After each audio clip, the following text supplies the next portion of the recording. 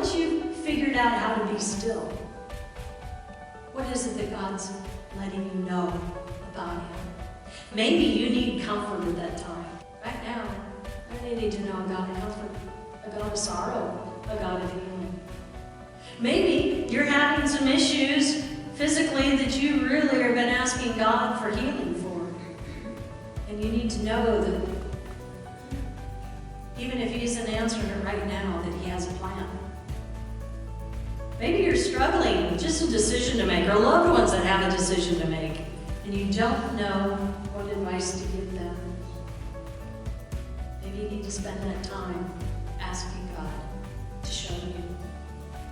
God is our refuge. God is our help in times of trial and in times of trouble. And Jesus said, you're going to have trouble, but take heart, because I, God, have overcome this world and all this world's trouble. Okay, we're going to look at Psalm 46.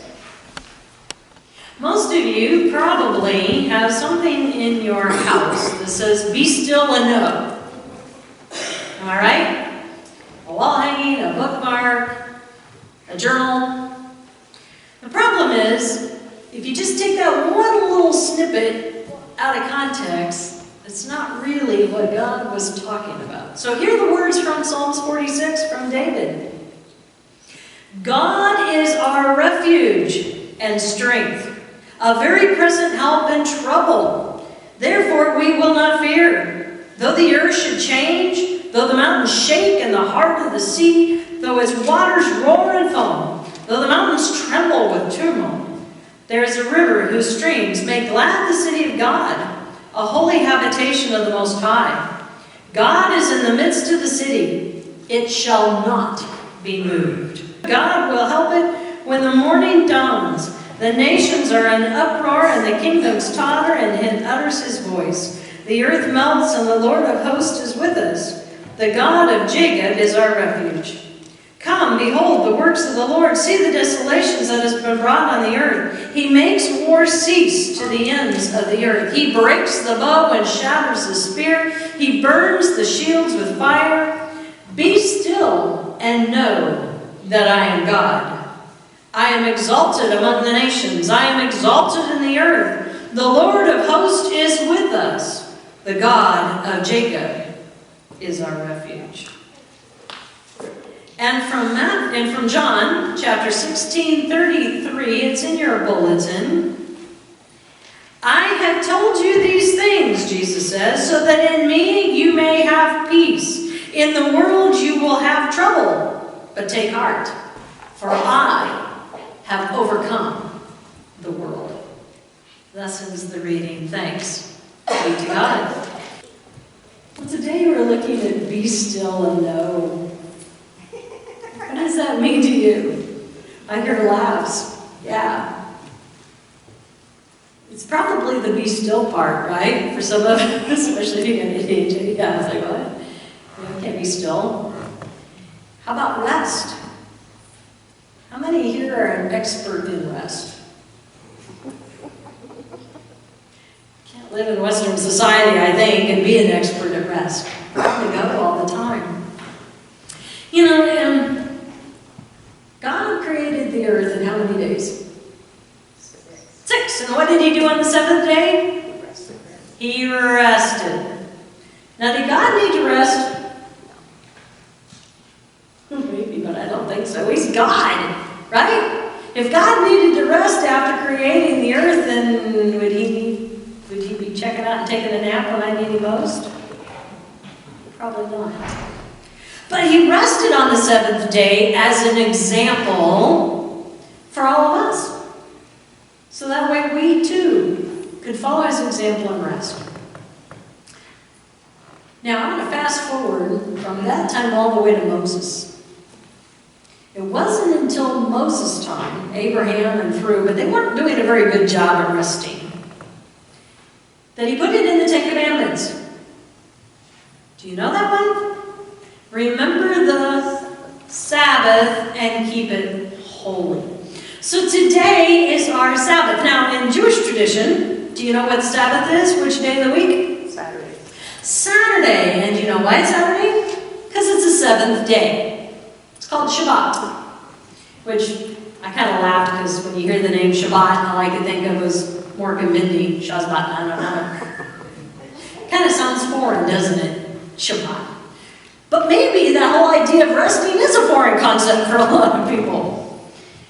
But Shabbat starts on, when they see the first star on Friday night, and it goes through 24 hours until the first star comes out on Saturday night.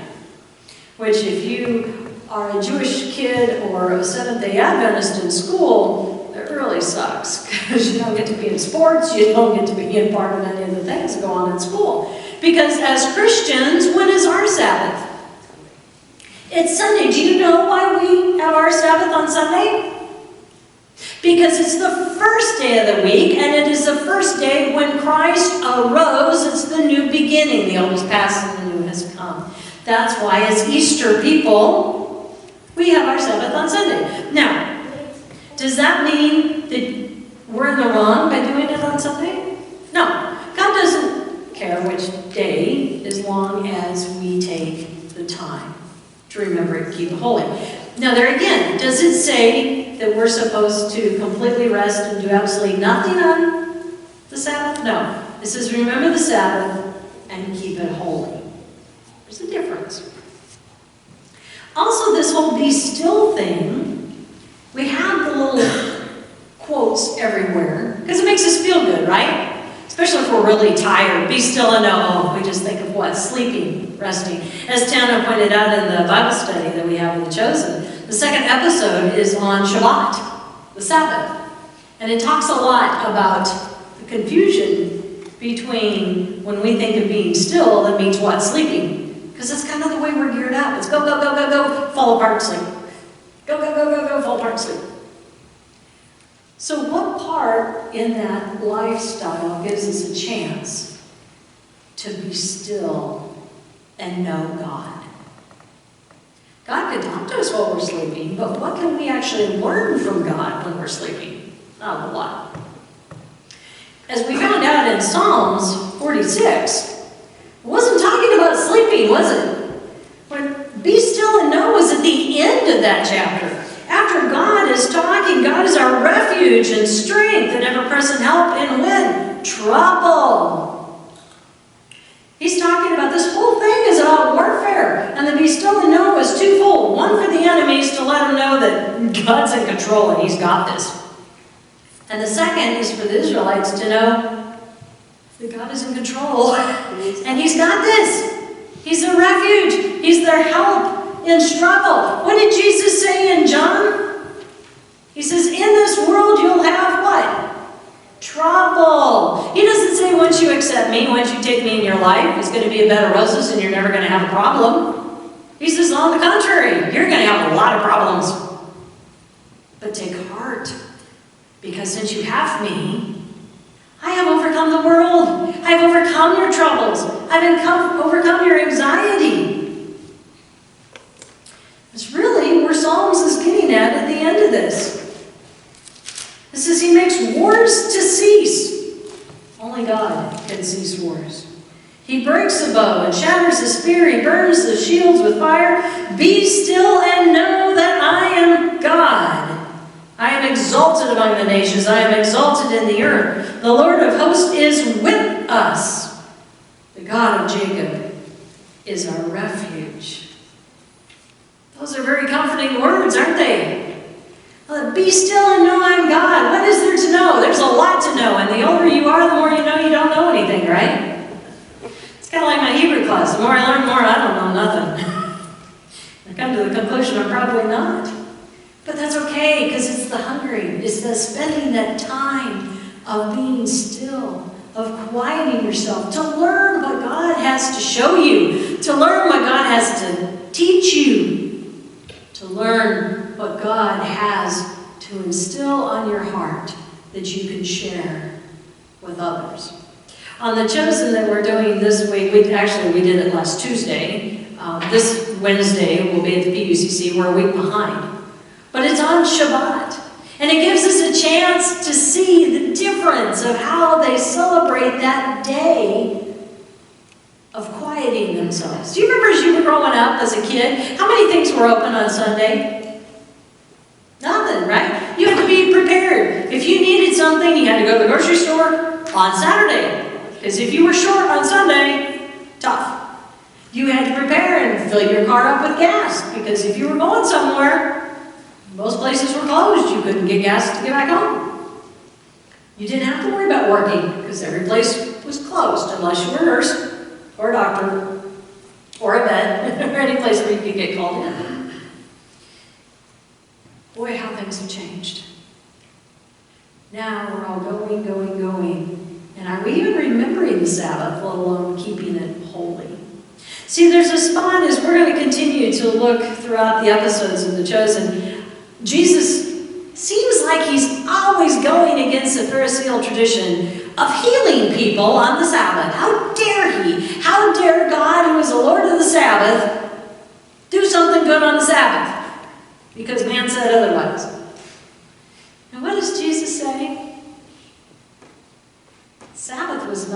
Man was not created for the Sabbath. The Sabbath was created for man, right? Just like God didn't have to rest, he did it as an example so that way we could follow.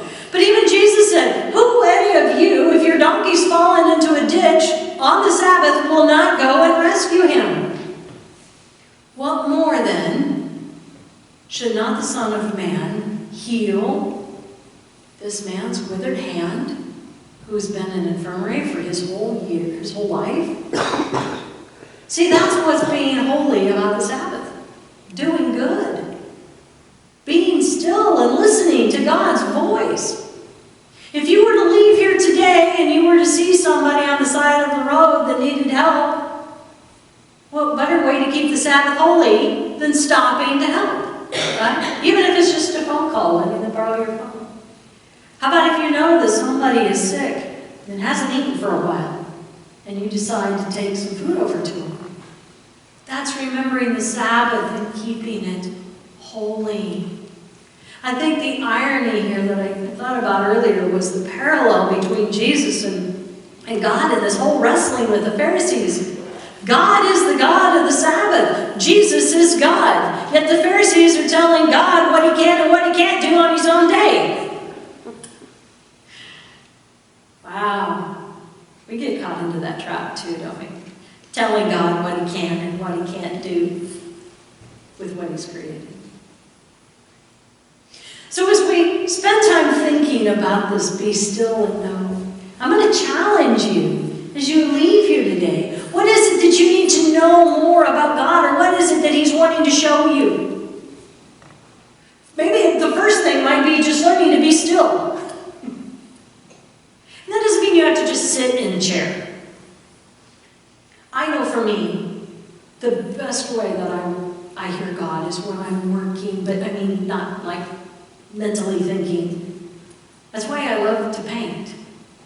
I was a house painter. I came up with my best sermons when I was painting because it was kind of a no-brainer for me, you know. I didn't have to think about so much what I was doing. For others, it's woodworking. Some it's knitting. If you've gone places and in church, it doesn't make me upset at all when people bring their crocheting or their knitting or stuff, because that's how they listen and how they hear and how God speaks to them. So once you've figured out how to be still, what is it that God's letting you know about him? Maybe you need comfort at that time. We have 3 people over at the PUCC that just lost loved ones. Right now, they're needing to know a God of comfort, a God of sorrow, a God of healing. Maybe you're having some issues physically that you really have been asking God for healing for. And you need to know that even if he isn't answering it right now, that he has a plan. Maybe you're struggling with just a decision to make, or loved ones that have a decision to make, and you don't know what advice to give them. Maybe you need to spend that time asking God to show you.